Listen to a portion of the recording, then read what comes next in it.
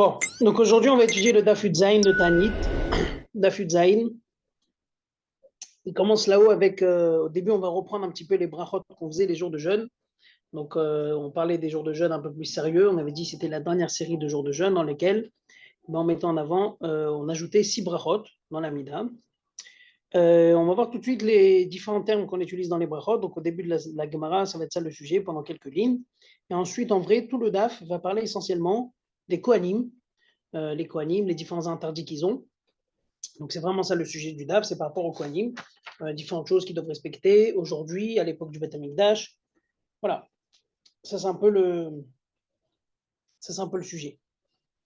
Donc on y va. Ala Rishona ou Omer Mishana Avraham. Donc tout en haut d'Afud Zain Amud Aleph, la première bracha qu'on faisait, c'était quoi? C'était Mishana et Avraham, Bar Moria, celui qui répondait à Abraham.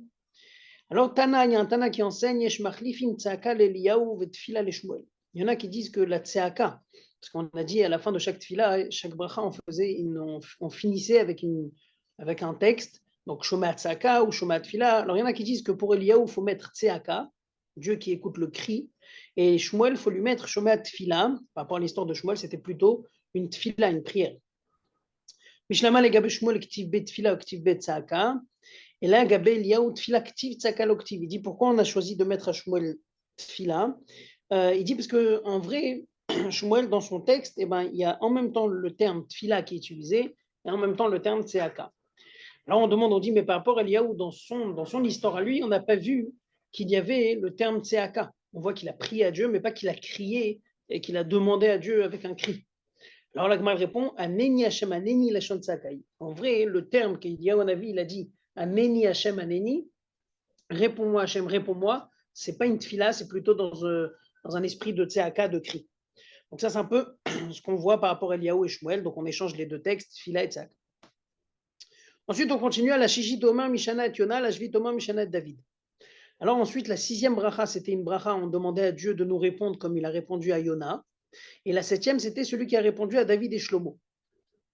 Alors la Gemara demande une question simple, Mikde Yona batar David ou Shlomo Ava, Maïtama Magdim le Beresha. Yona, historiquement, il était plus tard, après David et Shlomo. C'était une autre période. Alors pourquoi on le met en 6e et David et Shlomo en 7e? Shum, la Gemara répond des belles et mirtam rachem al haaretz. En vrai, parce qu'on voulait finir les 7 brachot avec la bracha merachem al haaretz, Dieu qui a pitié de la terre d'Israël. Et ça, c'est l'histoire de David et Shlomo qu'ils ont prié pour la terre d'Israël. Et donc, puisque les Chachamim voulaient qu'on finisse les prières du jeûne avec la demande de bracha pour la terre d'Israël, donc on l'a mis à la fin. Tana Meshum Sumchus Amrou, Baruch Mashpil Aramim. Sumchus disait qu'il fallait finir avec le texte à la place Merachem al Haaretz. Il dit Mashpil Aramim, Dieu qui rabaisse les gens orgueilleux, c'est-à-dire les gens qui étaient orgueilleux et qui étaient sûrs d'eux-mêmes et qui voient que d'un coup Dieu leur envoie pas la pluie et ils perdent toute leur parnassa. Ben, c'est quelque chose qui les rabaissait en vrai, le fait même de savoir qu'ils sont obligés de jeûner pour pouvoir recevoir cette pluie. Ok. Donc ça, c'était un petit passage sur les brachot, ça c'était le premier sujet. Là, on passe tout de suite au deuxième sujet de la Gemara.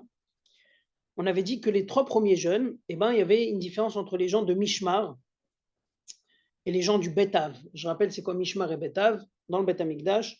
Pour donner la chance à chaque Kohen de travailler, on a partagé toute la famille des Kohanim, toute la tribu des Kohanim, en 24 grandes familles. 24 grandes familles, on les appelait 24 Mishmarot. Chaque mishmar était responsable d'une semaine. Maintenant, dans la semaine, c'est pas que le mishmar travaillait toute la semaine, on partageait le mishmar en 7. Il y avait 7 familles dans le mishmar, chaque famille était responsable d'un jour. On appelait ça le Bet Av. Donc mishmar, il y en a 24, Bet Av, il y en a 7 dans chaque mishmar. Alors, on va voir quelques halachot concernant le mishmar et le Bet Av. Tanoura Banal, nos maîtres ont enseigné. Mipnema Amrou, c'est marqué que les gens du Mishmar, donc je rappelle, les gens du Mishmar, c'est des gens qu'on est dans leur semaine de service, mais ils ne sont pas obligés de travailler ce jour-là. Si ce n'est pas leur jour, c'est que le Bet Av en question qui était responsable du travail dans le Bet Amikdash. Alors les gens du Mishmar avaient le droit de boire du vin dans les nuits, ils avaient le droit de se saouler. Je rappelle qu'on n'a pas le droit de servir dans le Bet Amikdash si on est saoul. Et donc ils avaient le droit de boire du vin pendant les nuits, Avalo Bayamim, mais pas les journées. de la semaine en question. Pourquoi? Parce que c'est vrai que c'est peut-être pas leur jour de service, mais chez Matirba d'Avoda Lanche Betav, Veyavo, Veyesayulem. Parce que peut-être le travail sera trop dur, il y aura trop de travail pour les gens du Bet Av de la journée en question, de la semaine. Et donc, on va faire appel du renfort du reste du Mishmar. Et donc, on interdit aux gens du Mishmar à cause de ça, peut-être on aura besoin de leur renfort, mais à cause de ça, on leur interdit de prendre du vin pendant les jours. Mais pendant la nuit, ils ont le droit.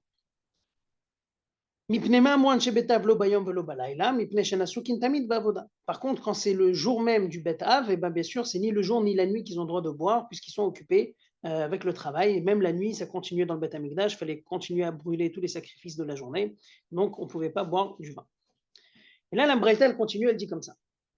Mikan Amrou, d'ici on dit, Kol Kohen Shemakir Mishmarto Mishmeret Betav Shelo. Chaque Kohen qui connaît, c'est quand sa garde et la garde de sa famille.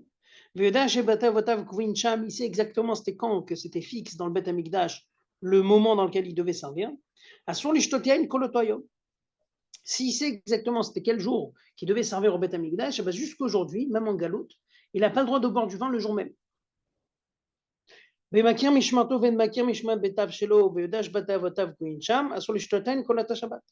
S'il connaît sa semaine, mais il ne connaît pas le jour de la semaine en question, ben c'est toute la semaine qu'il n'aura pas le droit de boire. Et no makir mishmato mishmaret betav shelo, s'il connaît ni la semaine ni le jour, il sait que ses ancêtres servaient au Bet Amikdash, il n'a pas le droit de boire du vin toute l'année. Donc d'après cet avis dans la Braïta, un Kohen n'a jamais le droit de boire du vin de peur qu'on va faire appel à lui au Bet Amikdash. S'il ne sait pas c'est quand son jour. On parle après la destruction du temple. Même après la destruction du temple, on dit que c'est un sourd de boire du vin toute l'année pour un Kohen qui ne sait pas exactement c'était quand la date.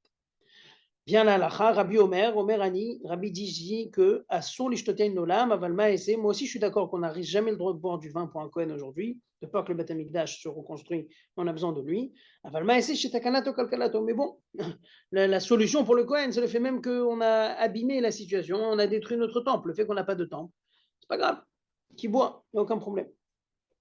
Amar Abaye qui manchato aïdna kane chamre qui Rabbi Abaye dit effectivement le fait qu'aujourd'hui les Kohanim ont l'habitude de boire de l'alcool, s'il se comporte comme l'avis de Rabbi Banassi qui dit que malheureusement, on n'a pas de Beth Amikdash, on ne va pas interdire aux Kohanim toute l'année. C'est comme ça. Donc ça, c'était par rapport à boire du vin pour les pour les Kohanim. Donc c'est aucun rapport avec les jeunes. On ne parle pas du tout des jeunes. On parle du fait même qu'on a discuté de cette histoire de garde, les semaines et les jours dans lesquels les Kohanim avaient une garde qui devait travailler dans le Beth Amikdash. On a parlé justement de cette halakha-là par rapport au vin. Là, on va passer sur la prochaine halakha de la Mishnah qui disait qu'ils n'avaient pas le droit de laver des vêtements, de se couper les cheveux pendant la semaine de la garde, sauf le jeudi en honneur du Shabbat. Donc, il reprend le texte de la Mishnah. Les gens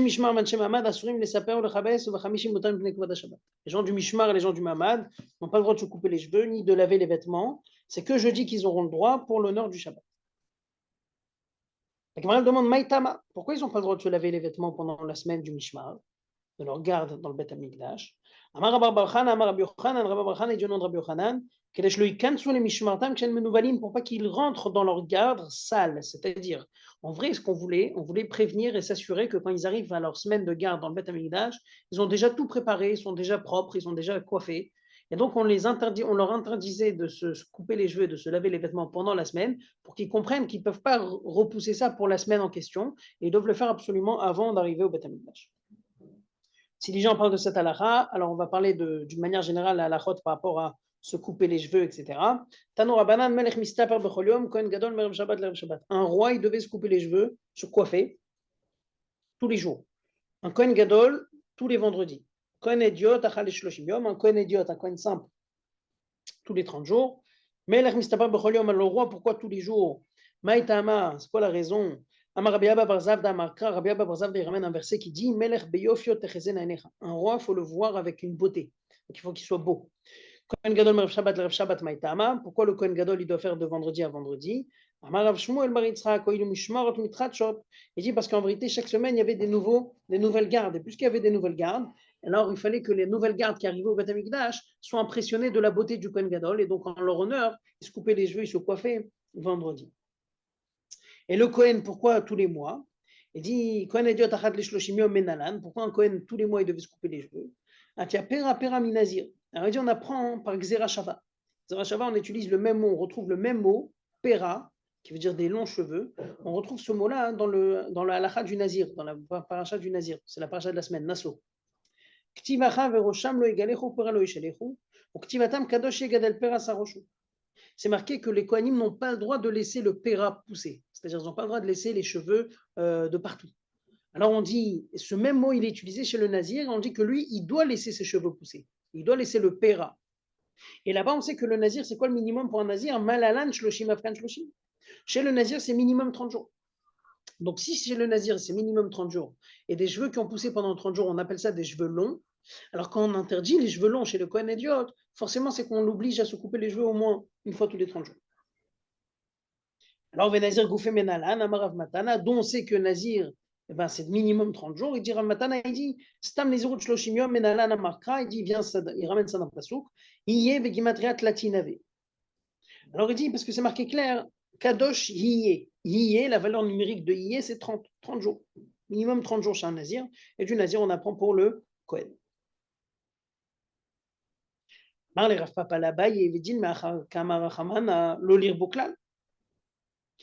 il dit, Rav Papa, il demande à Abaye, mais qui te dit que l'interdiction des Kohanim de laisser les cheveux pousser, c'est de laisser les cheveux pousser 30 jours. Peut-être c'est de ne pas les laisser pousser du tout. Ils doivent se raser à ras tous les jours. Alors il lui répond, il dit, Amarle, Iavakatav lo yeshalechu pera, kede kamrat. Ashta dertivu pera lo yeshalechu, pera leve shalochode lo leshalchu.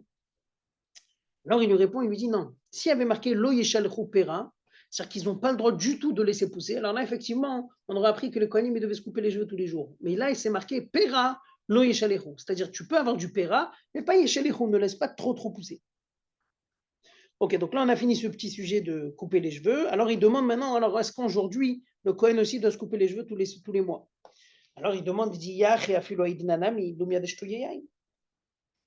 alors il dit peut-être aujourd'hui aussi, alors ils doivent se couper les cheveux une fois par mois. Alors il lui dit non, c'est comme l'alcool qu'on a dit tout à l'heure. Alors il dit de la même manière que le vin, c'est uniquement quand il y avait le Beth Amikdash que tu étais interdit de boire du vin, mais aujourd'hui qu'il n'y en a plus, on a le droit. Les cheveux aussi, tu n'as pas le besoin de les couper une fois par mois. Tu n'as pas les mêmes halakhot qui s'appliquent sur le Kohen comme ils étaient applicables sur lui pendant le Beth Amikdash. Batania Rabbi Omer Ani. Kohanim asur nishtotian lolam. Vous vous rappelez, on a vu par rapport au vin que Rabbi Danassi disait qu'en vrai toute l'année on devait interdire le Kohen. Mais bon, malheureusement on n'a plus de Beth Amikdash, donc on peut faire ce qu'il veut. Amar Abaye kiman shatoid nakane khamra kerabi miklad rabanan asre. Alors il dit ici on comprend bien, on comprend qu'en vérité la vie qui permet le vin c'est uniquement Rabbi Danassi, mais d'après les sages c'est interdit. Elle passe la page d'après. Alors il dit, c'est quoi la raison des Rabbanan? Pourquoi les Rabbanan interdisent aujourd'hui le vin? Bien sûr qu'on ne se comporte pas comme Rabbanan, mais pourquoi eux, ils interdisent le vin? Ils interdisent le vin, les Rabbanan, parce qu'ils considèrent que le Beth Amikdash, il peut tout de suite se construire. Et s'ils peuvent tout de suite se construire, il faut avoir des Kohanim prêts à travailler. Donc d'après les Rabbanan, peut-être, effectivement, aujourd'hui aussi, il faut que les Kohanim se coupent les cheveux une fois par mois pour être prêts. Alors la Gemara répond, alors il dit, la Gemara dit, mais c'est pas grave, si tu coupes les cheveux, tu peux te couper les cheveux rapidement. Si le Beth Amikdash il se construit tout de suite, et un Kohen doit rentrer servir dans le Beth Amikdash, il se coupe les cheveux à l'instant où il entend que le Beth Amikdash il est prêt. La Gemara demande, alors si c'est comme ça, le vin aussi. Il y a une amie, pour Tavaïel. Alors il dit, mais alors le vin aussi, qu'il aille dormir un petit peu le Kohen, même s'il a bu du vin, et après il pourra rentrer dans le Beth Amikdash. Pourquoi on interdit, d'après Rabbanan, le vin au Kohanim aujourd'hui? Comme Rami Baraba dit, quelqu'un qui marche 20 minutes et quelqu'un qui dort un peu, ça retire l'effet du vin, l'effet de l'alcool. La dit non, alors on dit non, mais on a enseigné sur ça que c'est quand que la marche de 20 minutes et le petit sommeil, ça peut faire partir l'effet de l'alcool, ça c'est quand on a bu 86 millilitres, mais pas plus. Si on a bu plus qu'un revit, le sommeil, ça va le rendre encore plus chicor, et la marche aussi, ça va le rendre encore plus fatiguant. Donc en vrai, là, on reprend en vérité cette question. La Gemara, ce qu'elle pose aussi, c'est une question très simple. Elle dit, mais d'après les sages, normalement, si tu m'interdis le vin, d'après les sages aujourd'hui, parce qu'on ne peut pas se précipiter pour se préparer à rentrer dans le temple. Comment ça se fait que les cheveux, tu ne m'obliges pas à se couper les cheveux au Kohanim une fois par mois? Alors on m'a répondu, couper les cheveux, c'est rapide. Mais par contre, le vin, c'est pas rapide, c'est quelque chose qui prend du temps pour l'enlever. Alors il dit, Ravash Yamar Shtuye Yain de Mechale Avoda Gazrubo Rabbanan. Pour Roche de l'eau, Mechale Avoda Lo Gazrubo Rabbanan. Alors il répond, il dit, en vérité, il y a une différence fondamentale entre la gravité d'un Kohen qui a bu de l'alcool et qui travaille dans le Beth Amikdash et un Kohen qui ne sait pas couper les cheveux. Il dit, celui qui a bu de l'alcool, il est Mechale Avoda, c'est-à-dire qu'il profane, il rend profane le travail du Beth Amikdash, que Dieu nous en préserve. Et donc pour lui, les sages ont décidé d'instaurer que même aujourd'hui, il n'a pas le droit de boire au cas où le Beth Amikdash est construit.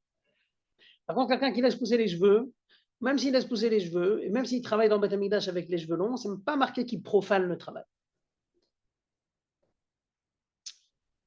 Donc, a priori, ce n'est pas la même chose. C'est ce qu'il veut dire. C'est pour ça qu'aujourd'hui, après la destruction du temple, d'après Rabbanan, on interdit uniquement l'abus de l'alcool, mais on ne parle pas du tout de couper les cheveux. On n'oblige pas les Kohanim de se couper les cheveux une fois par mois. Pourquoi? Parce qu'ils n'ont pas cette oubli, ils n'ont pas cette gravité de l'échalel, d'être méchalel, de profaner le travail dans le Beth Amikdash. Alors, la Gemara demande, Miti ve'elu shen bemita shtuyen ou roche. Il y a une braïta qui dit, c'est qui les Kohanim qui sont coupables de mort? C'est ceux qui ont servi dans le Beth Amikdash shikor, ou ceux qui ont servi dans le Beth Amikdash sans se couper les cheveux. La Gemara demande à Dibish, la mashtuye yain be'jaktiv be'u yain b'shechar al-tesht. Quelqu'un qui a bu de l'alcool, on comprend, c'est marqué clair. Pardon, quelqu'un qui a les longs cheveux, c'est marqué clair. Non, je répète. Quelqu'un qui a bu de l'alcool, c'est marqué clair qu'il ne faut pas boire, sinon ils vont mourir. Et la pour roche minalan, dertiv rosham lo egalech, ou for lo yeshalechu. Il dit parce qu'en vrai, on met dans un texte, dans un des versets, c'est dans Yecheskel, on met les Kohanim, on leur donne tous les interdits, et on les met dans le même pasouk. Ne vous laissez pas pousser les cheveux trop longs, ne buvez pas d'alcool, on les a mis ensemble l'un avec l'autre. Et donc on les a associés pour la même punition. De la même manière, quelqu'un qui rentre, un Kohen qui rentre, et il a bu, il est chayav mita. Même les pourroches, ceux qui ont laissé pousser les cheveux, sont chayav mita. Alors il dit, si c'est comme ça, il faut aller jusqu'au bout avec la comparaison entre celui qui boit de l'alcool et celui qui sert avec les cheveux longs. Dans les deux cas, de la même manière que dans les deux cas, tu es coupable de mort, dans les deux cas, tu profanes ton travail dans le Beth Amikdash. Elle répond, alors il dit, en vrai, non, ils étaient comparés uniquement pour la punition, mais pas pour la gravité de profaner le travail dans le Beth Amikdash. Alors il dit, mais ça c'est qui ce pasouk qui nous dit qu'ils sont coupables de mort les Kohanim? C'est Yecheskel qui l'a dit, mais Yecheskel c'était après la destruction du premier temple, c'était très tard. Avant lui, qui nous avait enseigné cette chose-là? On n'a pas vu ça dans la Torah, qu'un Kohen qui a laissé pousser les cheveux, il est coupable de mort. On a vu que quelqu'un qui boit de l'alcool, il est coupable de mort, mais pas quelqu'un qui s'est pas coupé les cheveux. Alors il lui répond, il lui dit, Amar levelitami chadamar aprisda. Alors il dit, et regarde, je te prends notre enseignement, tu verras comment tu m'expliques cet enseignement. C'est quoi l'autre enseignement? Frisda nous dit, Frisda dit que voilà cette halakha, on l'a appris. On l'a pas appris de Moshe Rabbeinu, mais on l'a appris dans les prophètes.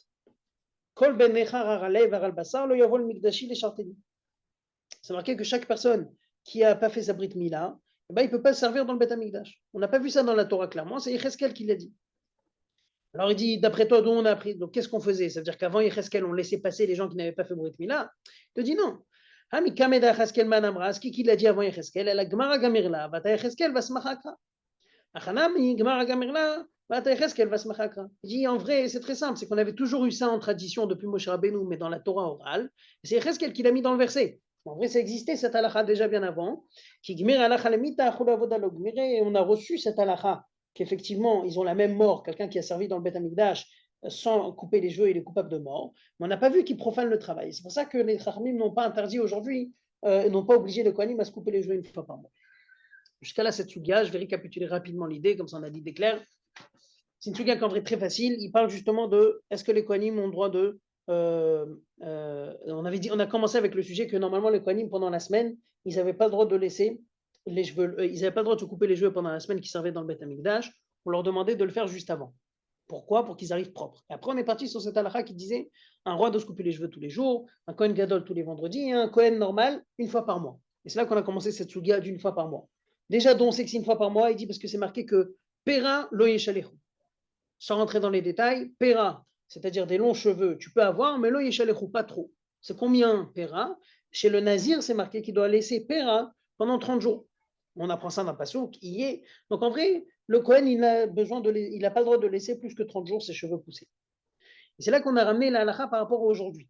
Est-ce qu'aujourd'hui c'est comme le vin ou c'est pas comme le vin? Le vin, aujourd'hui, on a dit que normalement, d'après les sages, après Rabbi Danassi, il a dit bon, tant pis, il n'y a pas de Beth Amikdash. En vrai, tout le monde serait d'accord que normalement, le vin, il est interdit. Est-ce que les cheveux aussi, on a obligé le Kohen à se couper les cheveux une fois par mois aujourd'hui aussi? Moi, la réponse, elle a dit non. Pourquoi? Parce que les cheveux, tu peux te couper à l'instant le Beth Amikdash, il se révèle, il se dévoile. Tu as le Beth Amikdash qui descend, tu coupes les cheveux rapidement, alors que l'alcool, c'est compliqué, même si on a des solutions, mais c'est pas évident. Si on a bu beaucoup, il n'y a pas de solution pour l'alcool. Et après, on avait dit encore un point, on avait dit qu'en vrai, il y a une différence entre les deux. Quand tu buvais du vin, tu servais dans le temple, tu profanais le service de Dieu. Quand tu t'étais pas coupé les cheveux dans le mois, c'est pas la fin du monde. Et donc les Chachamim m'ont décidé de ne pas décréter sur ce cas-là. Et c'est là qu'on a dit, mais déjà, les deux, ils sont coupables de mort. Il dit, oui, ils sont coupables de mort, mais pas, ils rendent pas ils profanent pas le travail, le service de Dieu.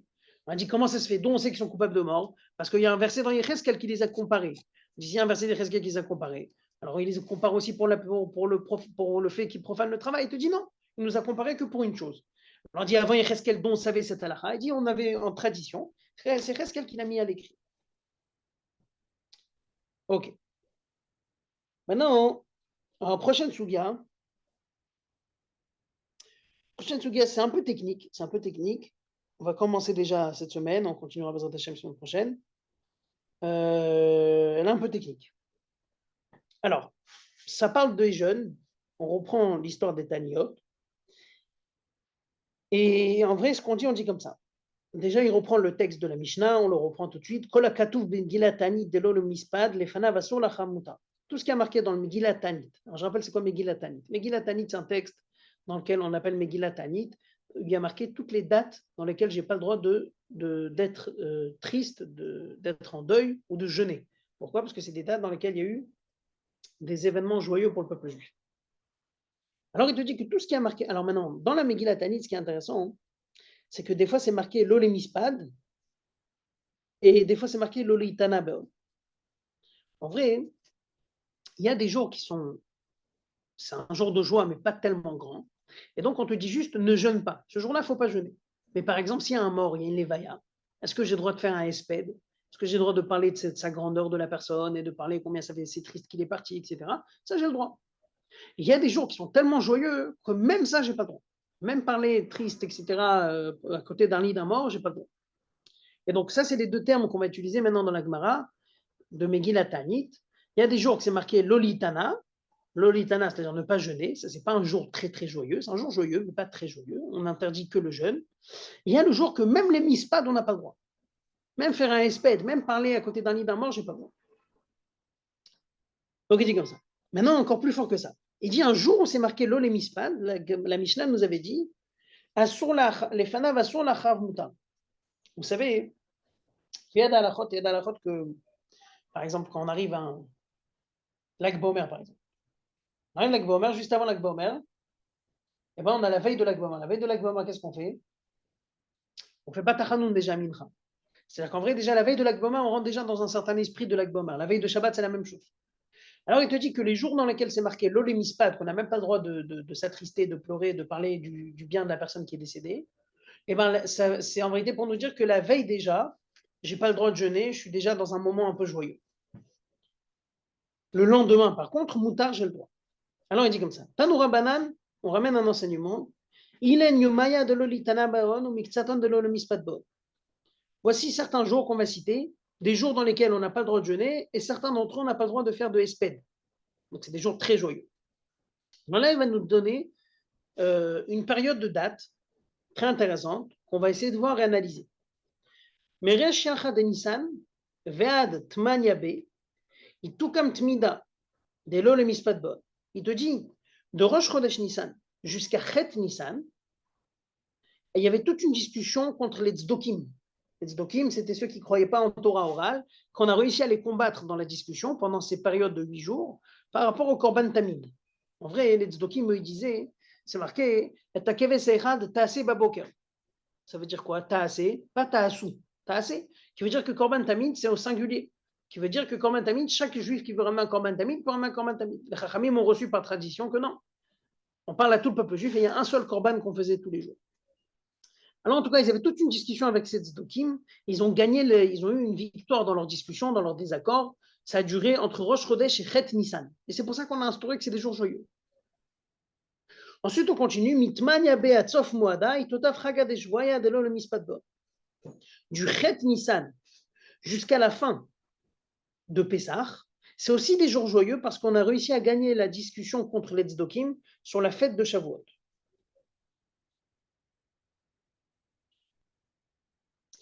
Ok. Bon. C'était quoi l'histoire avec la fête de Shavuot? C'est déjà on y est, on est juste avant Shavuot, expliquer un petit peu la discussion qu'il y avait entre les Chachamim et les Tzdokim. Les Tzdokim disaient, c'est marqué clair dans la Torah, Sfartem Lachem. Vous commencez la Sfirat HaOmer, Mimachorat Shabbat, le lendemain du Shabbat. Qui veut dire, d'après eux, il faut que Pessah tombe absolument Shabbat et qu'on commence Sfirat HaOmer le lendemain du Shabbat. Les Chachamim ont expliqué que pas du tout. Mimachorat Shabbat, il s'agit du lendemain de la fête de Pessah du 15 Nissan. On ne se réfère pas à Shabbat autant que Shabbat, mais à Shabbat autant que jour de fête. Le jour de fête, c'est aussi appelé Shabbat. Et donc, ils ont gagné cette discussion, et cette discussion, elle a duré du Chet Nissan jusqu'à la fin de Pessah. Et donc, ils ont gagné cette discussion, c'est pour ça que c'est des jours dans lesquels on n'a pas le droit de jeûner et ni faire des espèces. Donc, je récapitule ce qui est important pour nous, parce que nous, on va rester sur le côté très technique des dates qu'on a citées dans la Megillat Tanit. Première série de dates, on a dit du 1er Nissan jusqu'au 8. Deuxième, on a dit du 8 jusqu'à la fin de la fête. Première question de la Gemara. Alors, il dit comme ça. Amarmar, on a dit, on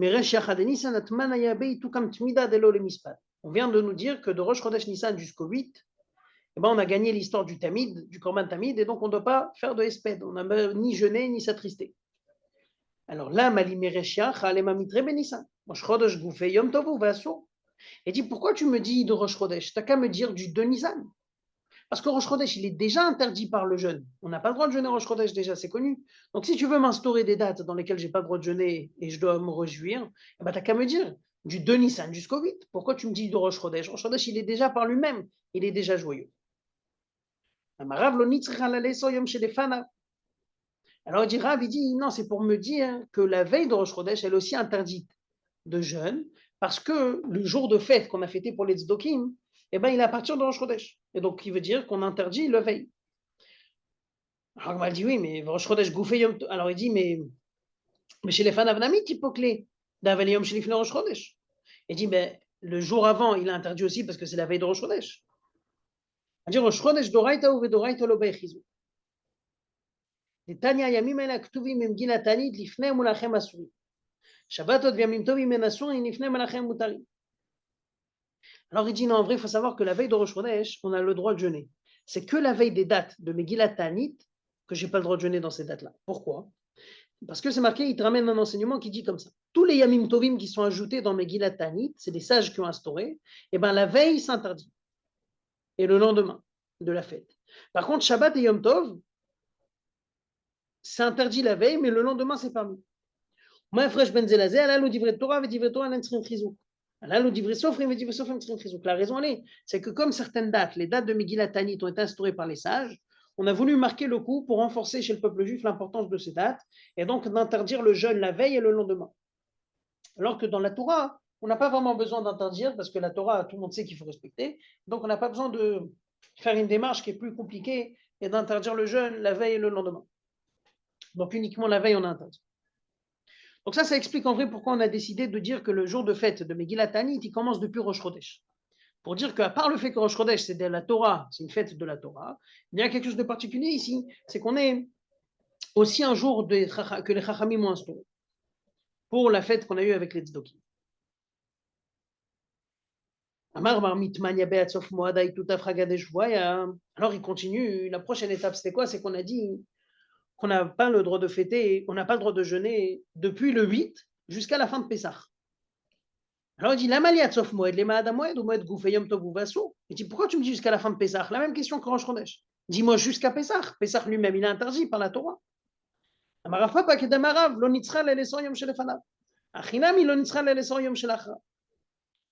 Et dit en vrai, la seule raison qu'on a décidé de mettre Pessah et d'inclure Pessah, c'est justement pour interdire le jour du lendemain de Pessah.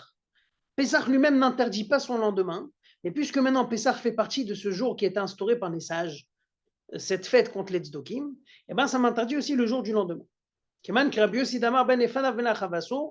d'après Rabbi Yossi qui tient que la veille et le lendemain, c'est interdit.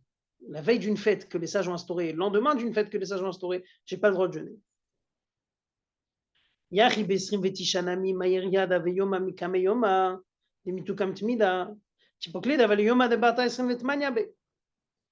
Alors il dit,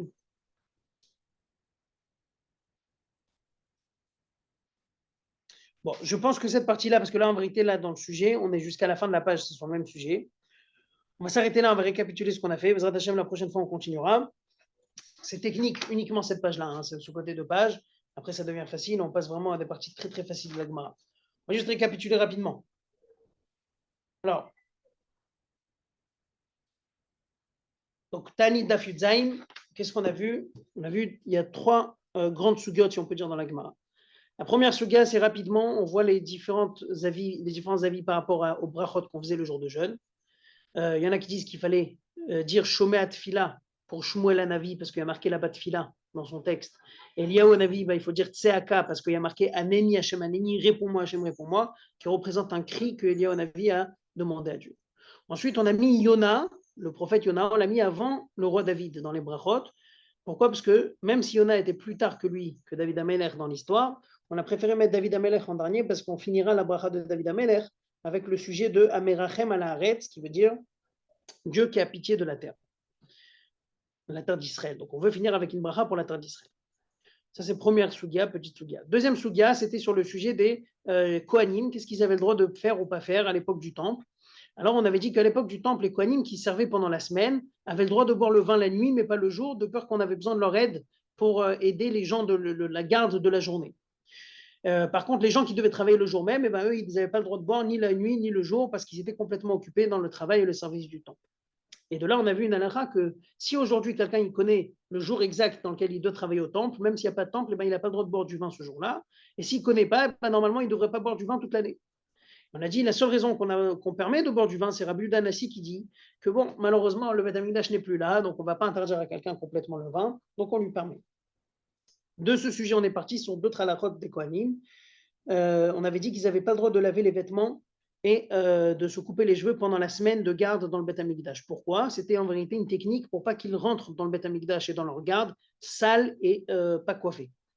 Et si déjà on parle de coiffer, alors il donne la halachot, un roi se coiffait tous les jours parce qu'on devait le voir beau, le Kohen Gadol tous les vendredis parce qu'il y avait une nouvelle garde de Kohanim qui venait le voir, qui rentrait dans le Beth Amikdash tous les vendredis, donc il fallait qu'il ait l'air beau à leurs yeux, et un Kohen normal tous les 30 jours. Pourquoi? Parce qu'on apprend qu'il n'a pas le droit de laisser pousser du péra, des longs cheveux.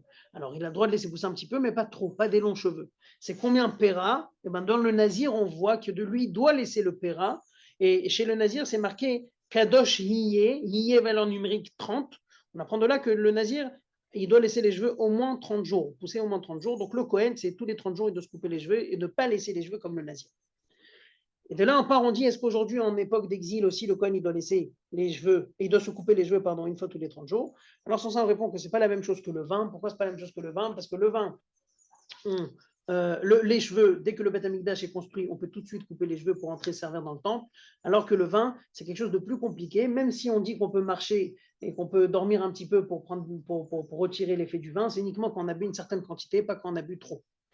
Une deuxième raison qu'on a vu dans la Gemara, pourquoi le vin n'est pas la même chose que les cheveux, c'est que c'est marqué sur le vin que le Kohen qui sert avec l'effet du vin, eh ben, il profane le service de Dieu, alors que le Kohen qui sert avec des longs cheveux, c'est pas marqué qu'il profane le service de Dieu, donc on a décidé de ne pas être dur avec lui aujourd'hui, que le Beth Amikdash n'existe pas. C'est là qu'on a essayé de voir, on a essayé de dire, alors d'où on apprend le fait que c'est interdit de rentrer avec des cheveux longs, et on apprend de Yecheskel, et Yecheskel l'a comparé au fait de rentrer dans le Beth Amikdash avec du vin, après avoir bu du vin, et les deux, on est coupable de mort. Mais profaner, c'est pas la même chose, c'est uniquement quand on boit de l'alcool, et on rentre et on sert Dieu avec l'alcool, c'est uniquement à ce moment-là qu'on profane le travail. Alors on dit avant Yecheskel, on ne connaissait pas cette halakha. Il dit non, c'est comme la halakha d'un Kohen qui n'a pas fait de Brit Mila que Yecheskel en a parlé. Avant Yecheskel, c'était dans la Torah orale et c'est Yecheskel qui l'a mis dans le verset. Ça, c'était la deuxième partie de la Gemara. Ensuite, la troisième partie de la Gemara, on parle des jours de jeûne de Megillat Ta'anit, que les sages ont instauré. Il y a les jours de jeûne qu'on a le droit ou pas le droit de jeûner la veille du jour, c'est-à-dire des jours de joie. Quand les sages ont instauré ces jours de joie, eh ben, je n'ai pas le droit de jeûner le jour en question et la veille et le lendemain d'après un certain avis. Alors on a dit, c'était quoi les jours de joie? Par exemple, de Rosh Chodesh Nissan au Chet, au 8 Nissan. Il dit, on a gagné la discussion contre les Tzdokim sur le sujet du Tamid. Ensuite, du 8 jusqu'à la fin de la fête de Pessah, on a gagné la discussion contre eux sur la date de Shavuot. Alors il te dit que pourquoi on a cité Rosh Chodesh, on a inclus Rosh Chodesh dans la liste des jours joyeux, alors qu'a priori Rosh Chodesh n'a pas besoin d'instaurer ce jour comme un jour joyeux puisqu'il est déjà joyeux de la Torah. On a dit c'est justement pour interdire la veille, parce que Rosh Chodesh de la Torah n'a pas besoin d'interdire les jours autour des dates fixées par la Torah, parce que la Torah, elle est déjà assez respectée. Par contre, les paroles des sages, il faut pour renforcer le fait que les sages ont instauré ce jour-là, on interdisait aussi la veille et le lendemain. Et c'est pour ça qu'on a cité déjà même Rosh Chodesh, pour dire que la veille de Rosh Chodesh sera interdite aussi. Et à la fin, pourquoi on a dit que c'est jusqu'à Pessah? Il dit parce que Pessah aussi, le Pessah, en vrai, il n'interdit pas lui-même le lendemain de Pessah, le Yisrochag. C'est uniquement grâce au fait que les sages ont instauré ces jours-là comme des jours joyeux pour une autre discussion qu'ils ont eu avec les Tzdokim. C'est ça qu'on rend le lendemain un jour aussi joyeux dans lequel on n'a pas le droit de jeûner. Donc voilà, ça c'est un peu le sujet. Mais Hashem, on a énormément